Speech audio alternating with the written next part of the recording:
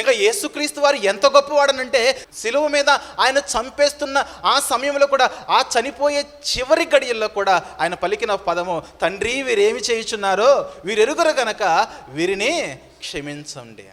దానికి అర్థమేంటి చెప్పనా? తండ్రి, దేవా, ఆకాశమందు ఆసీనుడైన తండ్రి, ఇదిగో వీళ్ళను నేను క్షమించేశాను, నువ్వు కూడా క్షమించాను ఆయన. ఎవరిని చూసండి? ఎవరిని చూసి?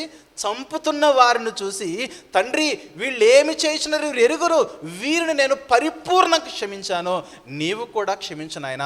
ఒకవేళ ఇక్కడ ఉన్న వారిలో ఎవరైనా సరే నరకానికి వెళ్ళిపోవలసిన పరిస్థితులు కనుక ఏర్పడితే, ఈ రోజు జరిగిన సందర్భాన్ని బట్టి వీరు నరకానికి వెళ్ళకూడదు. ఎందుకంటే వీళ్ళని నేను క్షమిస్తున్నాను, నువ్వు కూడా క్షమించేసేయి. యేసుక్రీస్తు యొక్క పరిపూర్ణమైన హృదయం ఎలా ఉందో మీరు గమనించాలి. వీళ్ళు భవిష్యత్తులో ఈ సిలువ క్రింద నన్ను చూస్తున్న వారిలో ఎందరైతే సిలువ వేయండి అరిచినోళ్ళు కానీ, కొట్టినోళ్ళు కానీ, గాయపరిచినోళ్ళు కానీ, తిట్టినోళ్ళు కానీ, వీళ్ళు భవిష్యత్తులో నరకానికి వెళ్ళవలసిన పరిస్థితులు కనుక వస్తే, వాళ్ళు నరకానికి వెళ్ళాల్సింది ఈ రీజన్ బట్టి కాదు. ఏ రీజన్ బట్టి? సిలువ వేసి చంపేశారే ఆ రీజన్ బట్టి కాదు. తర్వాత వాళ్ళు ఏదైనా తప్పులు చేస్తే ఆ రీజన్ బట్టి పంపించు, కానీ ఈ రీజన్ బట్టి మాత్రం వాళ్ళకి శిక్ష అమలు చేయొద్దని మంచి హృదయంతో ప్రభు మాట్లాడుతున్న మాట అది అర్థం అవ్వాలి మనకి. యేసుక్రీస్తు క్యారెక్టర్ అంటే ఏదో చదువుకుంటేనో నేర్చుకుంటేనో కాదు. అది మన జీవితంలో ఇంప్లిమెంట్ చేయాలి. మన జీవితంలో ఆ క్యారెక్టర్తో మనము ఒదిగి ఉండిపోవాలి. అలా మనం ఆలోచన చేయాలి.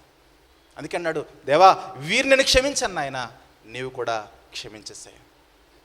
అర్థమవుతుందా? ఇలాంటి యాటిట్యూడ్ ఎవరికైతే మన హృదయాల్లోకి వస్తుందో వాళ్ళు ఖచ్చితంగా ఎవరితో ఉన్నా సరే ఏ ఒక్కరిని కూడా శత్రువులుగా భావించే అవకాశమే లేదు. వాళ్ళు చెడ్డోళ్ళైనా, ఇంకా తిరుగుబోతులైనా, తాగుబోతులైనా, రకరకాలుగా మనల్ని హింసించేవారైనా సరే వారిని మనం ప్రేమించేవారుగా ఉంటాము. కానీ ఎప్పుడు? క్రీస్తును కలిగి ఉన్నప్పుడు క్రీస్తును ఎందరైతే కలిగి ఉంటారో కేవలం మంచివారిని మాత్రం ప్రేమించడం కాదు, కానీ చెడ్డవారిని కూడా ప్రేమించే హృదయాలు కలిగి ఉంటారు క్రీస్తుని కలిగి ఉన్నవారు.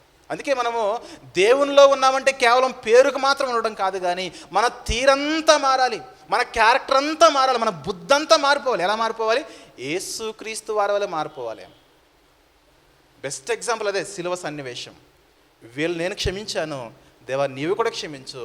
భవిష్యత్తులో వారు నరకానికి వెళ్ళాలంటే ఈ రీజన్ బట్టి కాదు, ఎందుకంటే ఈ రీజన్ ఆల్రెడీ క్షమాపణ వారు పొందేశారు. వారు తెలియక చేశారు కాబట్టి వారి అపరాధములు క్షమించమని ప్రభువే మంచి హృదయంతో క్షమించాడు.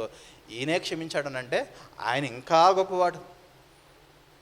యేసుక్రీస్తు వారే క్షమించాడనంటే ఆ దేవుడు, పరలోకమందున తండ్రి అయిన దేవుడు ఇంకా క్షమాహృదయం ఆయనది, ఇంకా క్షమాహృదయం.